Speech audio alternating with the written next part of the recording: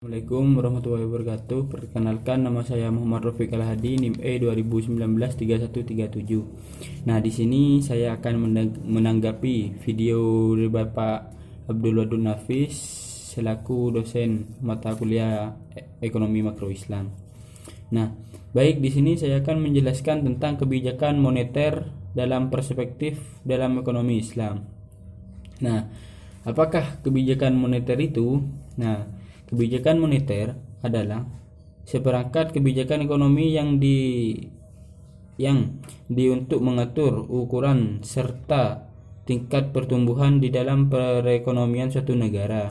Ada beberapa jenis kebijakan ekspansif. Kebijakan moneter ekspansif atau disebut juga dengan monetary ekspansif merupakan kebijakan yang diambil untuk meningkatkan jumlah uang yang beredar. Tujuannya yaitu untuk mengatasi pengangguran dan meningkatkan daya beli masyarakat. Kemudian jenis yang kedua yaitu kebijakan kontraktif, adalah kebijakan untuk mengurangi jumlah uang yang beredar. Kebijakan ini dilakukan suatu negara yang mengalami inflasi. Kebijakan ini disebut juga dengan kebijakan uang karta. Nah, kemudian ada beberapa tujuan dari kebijakan moneter di sini, yaitu ada 8. Yang pertama yaitu untuk menyodorkan mata uang sebagai pertukaran dalam perekonomian. Nah, yang kedua yaitu untuk menjaga kestabilan harga. Yang ketiga untuk menjaga kestabilan ekonomi. Yang keempat meningkatkan kesempatan kerja. Yang kelima untuk memperbaiki neraca perdagangan kerja masyarakat. Dan kemudian yang keenam untuk distribusi likuiditas yang optimal. Kemudian yang ketujuh untuk mempertahankan keseimbangan antara LS dan LM. Kemudian yang terakhir untuk pertumbuhan ekonomi dan pemerataan pendapatan. Kemudian ada instrumen kebijakan moneter. Yang pertama ada kebijakan operasi pasar terbuka. Kemudian yang kedua ada kebijakan diskontro. Yang ketiga ada kebijakan cadangan kas. Yang keempat kredit. Dan kemudian yang kelima ada kebijakan dorongan moral. Dan yang terakhir yang keenam yaitu kebijakan tingkat suku bunga.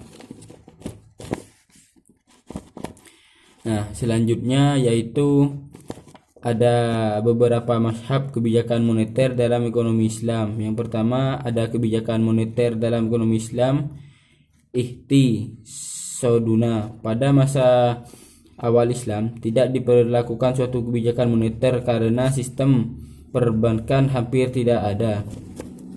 Nah, dan penggunaan uang sangat minim, jadi tidak ada alasannya yang memadai untuk melakukan perubahan terhadap penawaran angka uang melalui diskresioner. Kemudian yang kedua mainstream, ketentuan kebijakan moneter pemerintah dalam memaksimalkan alokasi sumber daya untuk pemerintah dalam memaksimalkan alokasi sumber daya untuk kegiatan ekonomi produktif. Nah, Al-Quran melarang praktek penumpukan uang atau manikedi karena membuat uang tersebut tidak memberikan manfaat terhadap peningkatan kesejahteraan masyarakat. Oleh sebab itu, mazhab ini merancang dua instrumen kebijakan yang ditunjukkan untuk mempengaruhi besar kecilnya permintaan agar uang dapat dialokasikan pada peningkatan produktivitas perekonomian secara keseluruhan. Kemudian instrumen kebijakan moneter dalam ekonomi Islam, yang pertama ada batul istihati, yang kedua ada